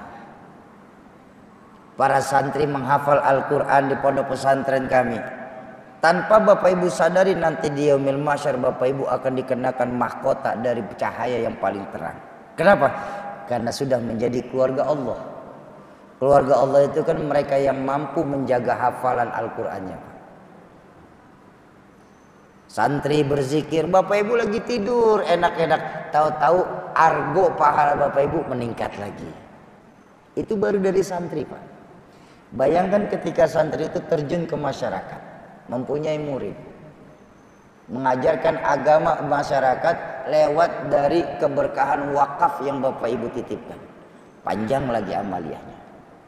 Itu baru sendiri santri. Bayangkan ketika santri itu sudah nikah, menanamkan nilai-nilai agama dalam rumah tangga lewat keberkahan wakaf yang Bapak Ibu titipkan malam hari ini. Lebih panjang lagi, apalagi kita di bulan Ramadan ini. Ya udah Syauqi, insya Allah kami mau. Cuma gantilah Syauqi, jangan pakai bahasa wakaf lah Syauqi, bahasa yang umum saja. Udahlah sedekah aja. Enggak Pak, enggak Pak. Bapak Ibu, kami malam hari ini enggak minta sedekah Bapak Ibu. Kami ingin mengajak Bapak Ibu berwakaf. Memang bedanya apa Syauqi? Sangat beda Pak. Bapak Ibu sedekah di Masjid Baitur Rahman 10 juta di Ramadan ini. Alhamdulillah oleh pengurus masjid dibelikan peralatan yang untuk menunjang supaya jamaah nyaman ibadah. Dibelikan AC, dibelikan lampu, dibelikan karpet. Pahala berjalan, sama pahalanya Pak. Apapun yang dilakukan para jamaah di dalam masjid, Bapak Ibu kebagian. Tapi akumulasi pahala ini hanya ketika barang yang Bapak Ibu sedekahkan terpakai di masjid itu. Kalau sudah tidak ada di masjid itu, maka pahalanya berhenti Pak. Makanya maaf nih. Bapak Ibu masih ingat gak? Dulu ketika masih muda atau masih kecil bahkan, ketika ada surau lagi renovasi, melihat pengurus surau lagi ngelurusin paku yang bengkok, lagi ketokin paku bengkok itu biar lurus lagi. Pernah lihat gak? Kalau saya ini kejadian di kakek. Saya punya kakek kebetulan pengurus surau. Ketika renovasi, kakek saya malah asik mukulin paku yang bengkok Pak supaya bisa lurus. Dan banyak paku itu. Saya sampai tanya, Kek, kenapa sih harus payah-payah Kek ngelurusin paku bengkok? Mendingan beli aja Kek, selesai. Saya ingat waktu itu paku masih harga Rp125 1 kilo. Kenapa nggak beli aja Kek? Kakek saya malah tersenyum. Beliau berkata, Syauqi, walaupun kau lihat ini kecil, cuma paku, tapi di dalam paku ini Ki, ada sedekah orang yang dititipkan di surau kita. Dan kakek wajib bertanggung jawab supaya pahalanya tetap berjalan. Karena nanti di yaumil mahsyar kakek akan ditanya kemana walaupun cuma sebutir paku ini. Makanya orang tua kita dulu mengurus masjid itu bijaksana Pak. Ketika sedang ada renovasi, barang yang masih bisa terpakai biasanya akan dipakai ulang. Tapi kalau yang sudah tidak bisa dipakai, baik dari kaca maupun usen, biasanya akan dihancurkan lalu dijadikan sebagai pondasi bangunan baru. Itu bijaksananya. Kenapa? Supaya pahalanya tetap terus mengalir. Itu sedekah. Selama barangnya ada, maka pahalanya berjalan. Tapi kalau barangnya tidak ada, pahalanya berhenti sampai di situ. Itu sedekah. Lalu kalau wakaf Syauqi, nah ini hebatnya wakaf. Wakaf yang diiringi dengan akad.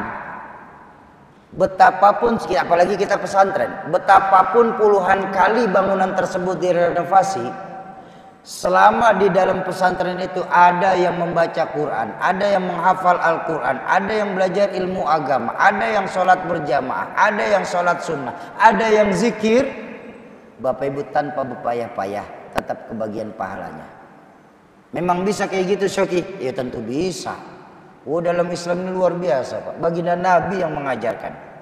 Orang yang membantu orang lain dalam melakukan perbuatan baik, pahalanya sama seperti orang yang melakukan kebaikan itu sendiri. Nah ya Bapak Ibu, dalam rangka menghidupkan kembali Al-Quran, memperbanyak lagi para penghafal-penghafal Al-Quran di Indonesia ini. Untuk gunanya untuk membumikan Al-Quran di Indonesia ini kembali. Ayo kita jadikan malam hari ini diri kita sebagai para santriwan dan santriwati dari pesantren Zikir Madani. Caranya bagaimana Syaki? Caranya mudah. Nanti ketika Bapak Ibu mendengar pemaparan tentang wakaf lewat abang saya Ustaz Heri, di situ akan ditulis itu, akan disebutkan angka-angkanya. Bapak Ibu yang berminat untuk ikut wakaf, cukup angkat tangan. Lalu nanti dari tim kami baik yang laki-laki maupun perempuan akan menghampiri Bapak Ibu. Tujuannya apa? Mencatat nama, nomor telepon dan niat wakaf. Kalau sudah begitu Syauki, kalau sudah begitu kapan kami bisa tunaikan? Sekali lagi, kami nggak minta secara tunai harus malam hari ini, enggak. Kami ingin mengajak Bapak Ibu membuktikan kedahsyatannya hadis baginda Rasulullah SAW. Karena memang baginda juga Nabi yang mengajarkan innamal a'malu binniyat wa innamal likulli imri'in ma nawa. Segala sesuatu berasal dari niat dan Allah pasti akan memberikan apa yang sudah kita niatkan. Lalu tunaikan. Kalau Bapak Ibu malam hari ini belum bisa tunai, boleh besok pagi. Besok pagi belum ada Syauki, tunaikan lusa hari. Lusa hari belum ketemu Syauki, tunaikan pekan depan. Pekan depan belum ada Syauki, silakan Bapak Ibu tunaikan bila-bila Allah sudah kasih keluasan rezeki kita untuk menunaikan niat wakaf ini. Syauki, saya pengen kayak begitu, tapi bisa bayarnya diangsur. Boleh Syauki? Boleh Pak, boleh. Kami berdakwah ini menjalankan apa yang dibolehkan baginda Nabi, yasiru wala tu'assiru.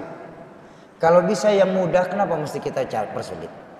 Jadi ayo Bapak Ibu, kita jalankan apa yang diperintahkan dalam Al-Quran surah Muhammad, in tansurullaha yansurukum.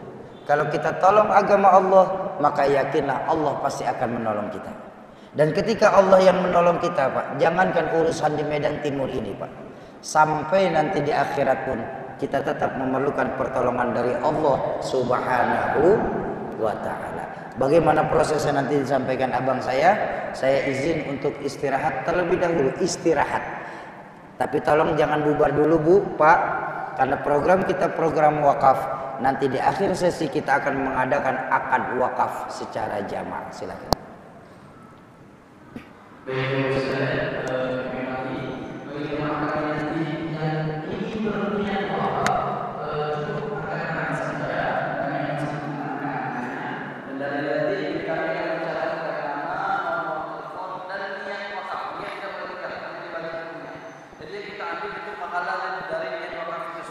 Silakan Bapak Ibu tunaikan, boleh diangsur, boleh dicicil, boleh patungan majelis taklim dengan catatan adanya wakaf. Bismillah, kita ambil pahala dari niat wakaf itu sendiri. Bapak Ibu sekalian, jemaah kami besar Masjid Baitur Rahman yang ingin berniat wakaf di Yayasan Kampung Zikir Madani di angka 3 juta pertama, silakan angkat tangan. Ada Bapak Ibu sekalian yang ingin berniat wakaf di angka 3 juta pertama, silakan Bapak Ibu tunaikan kapanpun saja ada kelapangan rezekinya. Boleh diangsur, boleh dicicil, boleh patungan majelis taklim, dan tidak akan menjadi hutang. Karena ini tidak akan kita kita malah ingin mengambil pahala dari niat wakaf itu sendiri. Ada Bapak Ibu sekalian yang ingin alhamdulillah takbir, Allahu Akbar. Kami berikan sebuah Al-Quran wakaf. Al-Quran ini anti rakyat. Dan Al-Quran ini tidak kami jual-belikan di pasaran. Al-Quran ini kami cetak bagi orang-orang yang menitipkan hartanya di Yayasan Kampung Zikir Madani. Kemudian kami berikan sebuah ya. Bagi orang-orang yang menitipkan hartanya dapat pihak kebanyakan dari kiai. Jadi kita ada dua bentuk sebagai para wakaf, orang-orang yang menitipkan hartanya di Yayasan Kampung Zikir Hidayah. Masih ada Bapak sekalian yang masih nikmatnya wakaf yang akan 3 juta kedua, bismillah kita ambil pahala dari niat wakaf itu. Tidak mesti ditunaikan malam ini, silakan tunaikan kapanpun saja. Boleh tahun ini, boleh tahun depan, ataupun kapanpun saja. Dan ini tidak akan menjadi hutang dan kami tak akan pernah lagi. Yang kita ambil pahala dari niat wakaf itu. Boleh Bapak Ibu ansur, dicicil, boleh potongan majelis taklim. Ada Bapak sekalian yang ingin berniat wakaf di angka 3 juta kedua? Ada? Masih ada?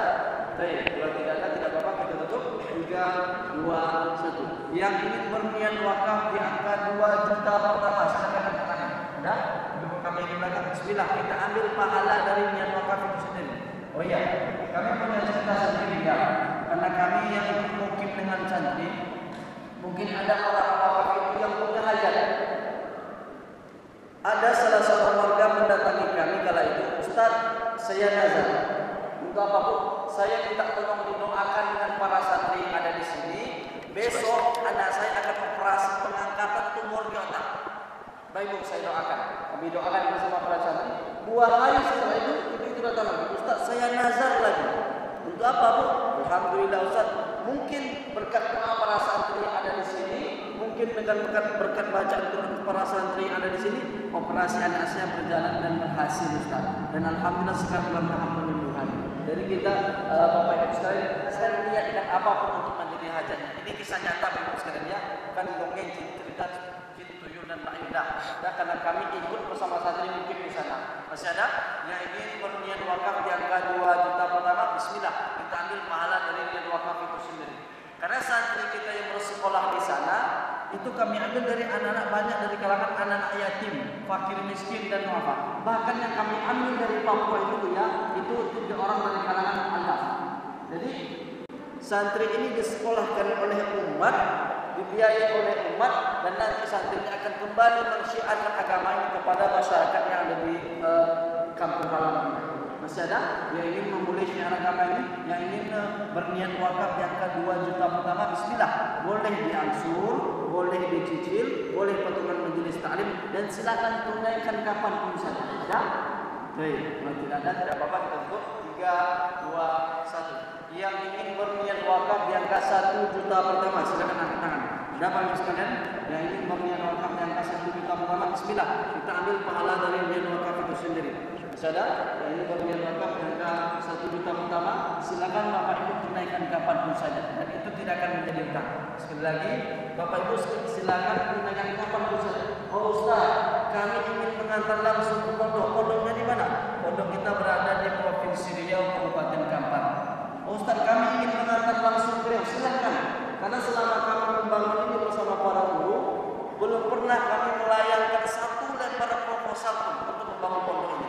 Murni kami bangun pondok ini dengan dana wakaf yang kami kumpulkan di seluruh provinsi yang pernah kami datangi. Jadi orang-orang yang mewakafkan hartanya di Yayasan Kampung Zikir Hidayah ini, itulah orang pengasuh para santri-santri sendiri.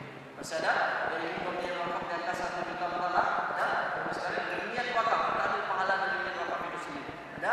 Ibu kami di belakang. Baik, kalau tidak ada tidak apa-apa, kita tutup. 3, 2, 1. Yang ingin berniat wakaf di angka 500.000 pertama, silakan angkat tangan. Ada? Ibu kami di belakang. Bismillah, kita ambil dari pahala dari niat wakaf itu sendiri. Baik, kalau tidak ada tidak apa-apa, kita tutup.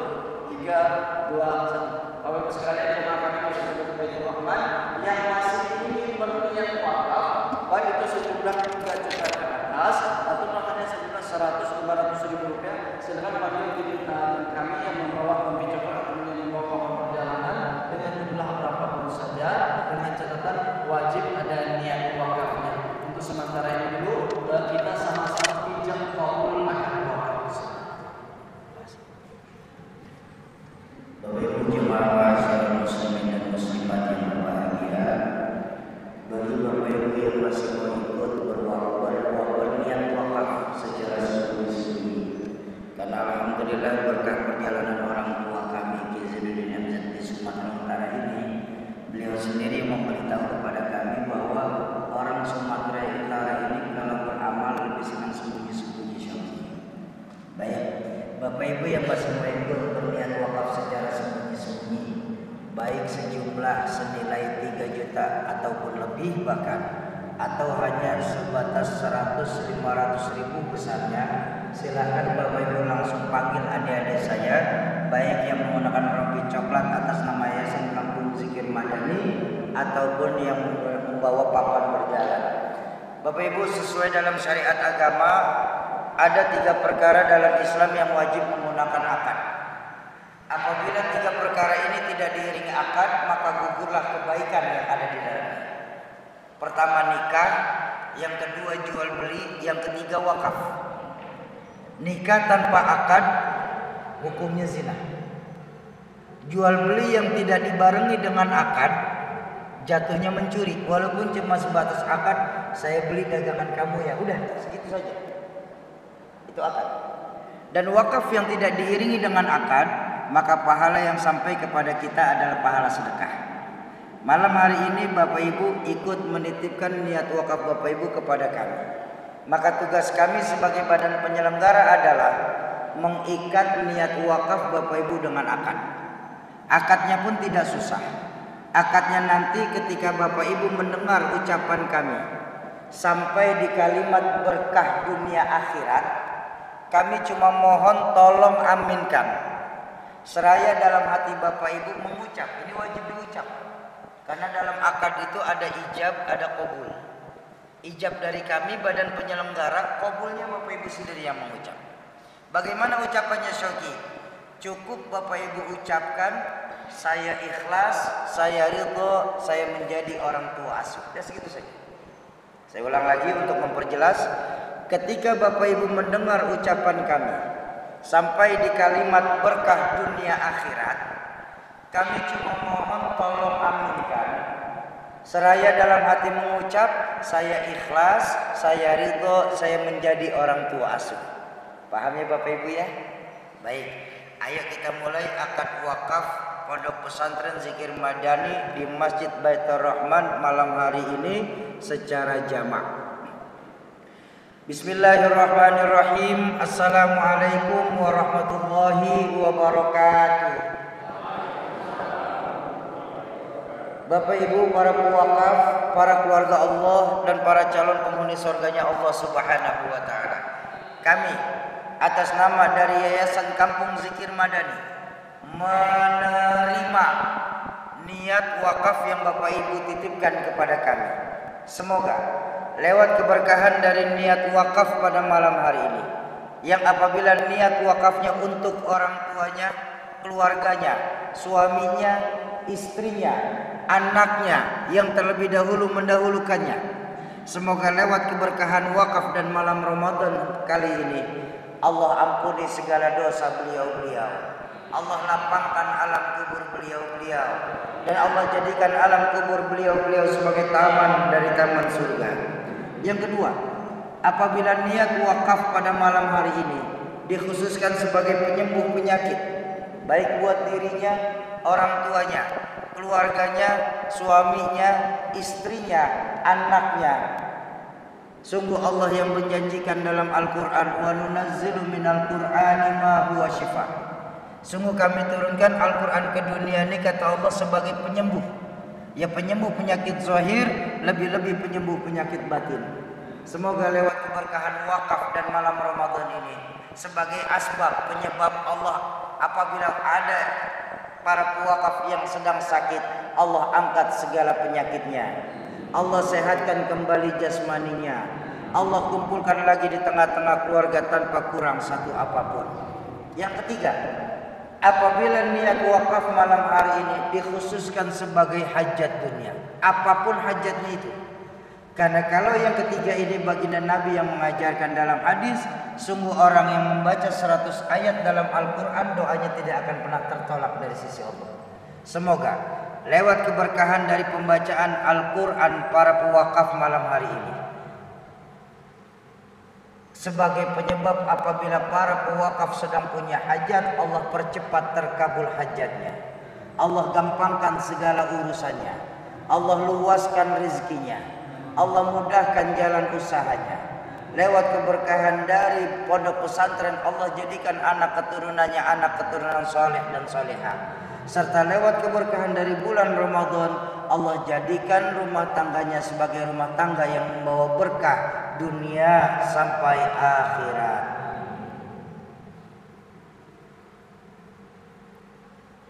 Bi barakati Ramadan wa bi mu'jizatil Quran wa bi syafaati Rasulillah sallallahu alaihi wasallam. Syaikhulillah lahul Fatihah. A'udzu billahi minasyaitonir rajim. Bismillahirrahmanirrahim. Alhamdulillahi rabbil alamin arrahmanir rahim maliki yaumiddin. Iyyaka na'budu wa iyyaka nasta'in. Ihdinas siratal mustaqim. Siratal ladzina an'amta 'alaihim ghairil maghdubi 'alaihim waladdallin. Amin. Astaghfirullahalazim, astaghfirullahalazim, astaghfirullahalazim. Bismillahirrahmanirrahim. Alhamdulillahirabbil alamin. Hamdan yuwafi ni'amahu wa yukafi mazidah. Ya Rabbana lakal hamdu kama yanbaghi li jalali wajhika wa 'azimi sultanik. Subhanaka la nuhsi thanan 'alaika kama athnaita 'ala nafsik. Allahumma salli wa sallim wa barik wa 'azzim wa karim 'ala sayyidina Muhammad sayyidi kulli mawjud wa asbabi kulli mawjud wa 'ala alihi wa sahbihi wa man tabi'ahum bi ihsanin ila yaumil maw'ud. Yassir biha umurana wa hassil biha maqasidana ya Allah. Allahumma bi barakatil Qur'an wa bi syafa'atil Qur'an wa bi mu'jizatil Qur'an iftah lana abwabal khair wa abwabal barakah wa abwabal ni'mah wa abwabal rizqi wa abwabal quwwah wa abwabal sihah wa abwabal salamah wa abwabal afiyah wa abwabal jannah. Allahumma afina min kulli bala'id dunya wa adzabil akhirah wasrif 'anna bihaqqil Qur'anil azim wa nabiyyikal karim syarrad dunya wa adzabil akhirah. Ghafarallahu lana wa lahum bi rahmatika ya arhamar rahimin. Allahumma ya mujibat da'i ya mughithal mustaghith ya rahimat dha'if ajib da'watana wa ajil biqada'i hajatina ya aziz ya ghaffar ya rabbal alamin. Allahumma antal muhyi wa antal munid wa antal khaliq wa antal bari wa antal mubtali wa antal mu'afi wa anta syafi ya Allah. Khalaqtana min ma'in mahin waj'alna fi qararin makin ila qadarin ma'lum. Allahumma inna nas'aluka bi asma'ikal husna wa sifatikal ulya ya man biyadihil ibtila wal mu'afata wa shifaa wa dawa. Nas'aluka bi mu'jizatin nabiyyika Muhammadin sallallahu alaihi wasallam wa barakatuh khalilika Ibrahim alaihi salam wa hurmata kalimuka Musa alaihi salam. Ishfi man amradal muslimin min ahli waqfil ma'had fi hadzal makan kulliha ya Allah bijahi kalamikal qadim wa bijahi Rasulillah sallallahu alaihi wasallam. Kafa billahi waliyya wa kafa billahi nasira. Allahumma bi barakati Ramadan hubba lana bi hubbalika wa alhiqna ma'as salihin waj'alna min ibadikal muttaqin.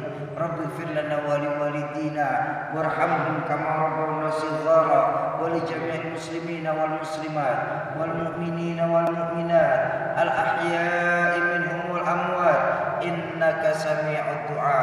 Allahumma ighfir li ummati sayyidina Muhammad. Allahumma arham ummata sayyidina Muhammad. Allahumma ansur ummata sayyidina Muhammad. Allahumma jibur ummata sayyidina Muhammad. Rabbana hab lana min azwajina wa dhurriyyatina qurrata a'yun waj'alna lil muttaqina imama. Rabbana atina min ladunka rahmatan wa hayyi lana min amrina rashada. Rabbana zalamna anfusana wa in lam taghfir lana wa tarhamna lanakunanna minal khasirin. Rabbana atina fid dunya hasanah wa fil akhirati hasanah wa qina adzaban nar. Wa sallallahu ala sayyidina Muhammadin wa ala alihi wa sahbihi wa sallam. Subhana rabbika rabbil izzati amma yasifun wa salamun alal mursalin walhamdulillahi rabbil alamin. Allahumma arhamna bil Qur'an waj'alhu lana imaman wa nuran wa hudan wa rahmah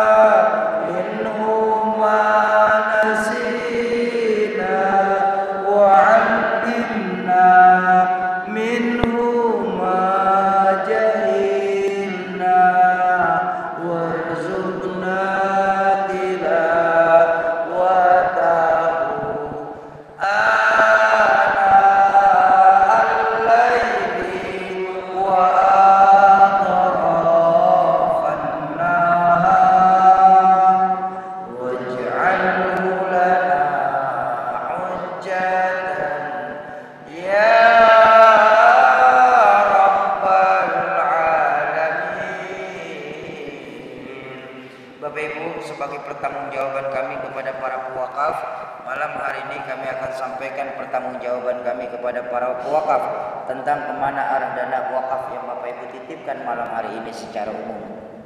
Bapak Ibu, dari 100% jumlah donasi wakaf yang kami dapati di satu wilayah, 50%-nya kami akan jadikan sebagai dana abadi umat.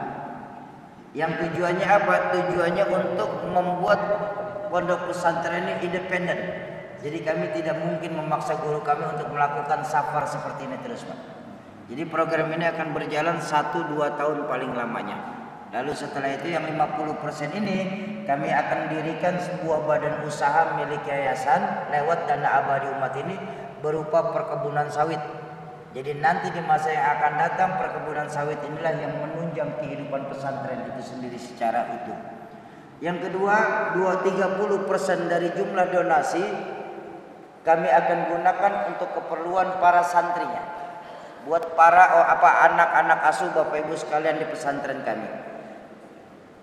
Guna memenuhi sandang, pangan dan papan para santri selama beliau di pesantren. Lalu yang 20%-nya kami minta keridhaan Bapak Ibu. Gunanya yang 20% ini kami jadikan sebagai pembangunan fisik pondok pesantren itu sendiri.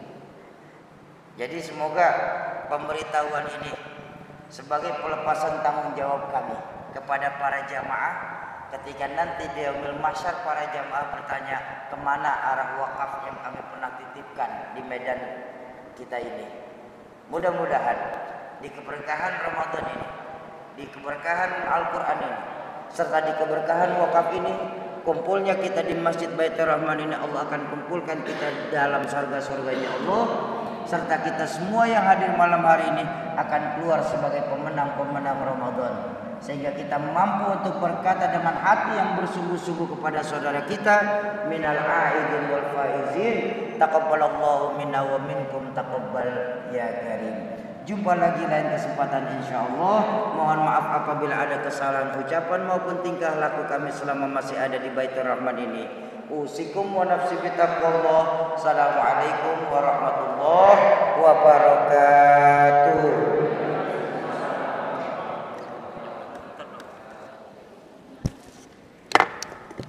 Alhamdulillah.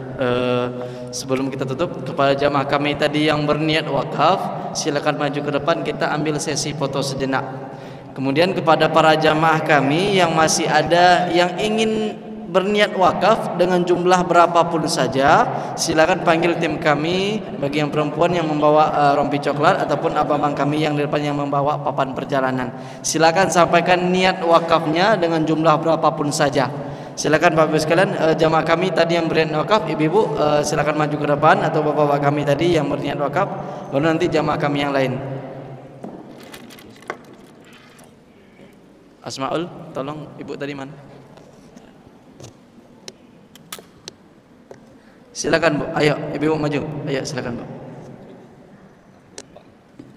Tutup aja, udah. Iya maaf ini lama aja. Alhamdulillah, terima kasih kepada Al-Ustadz beserta rombongan yang telah hadir di Masjid Baitur Rahman. Mudah-mudahan apa yang disampaikan Al-Ustadz bermanfaat bagi kita semua.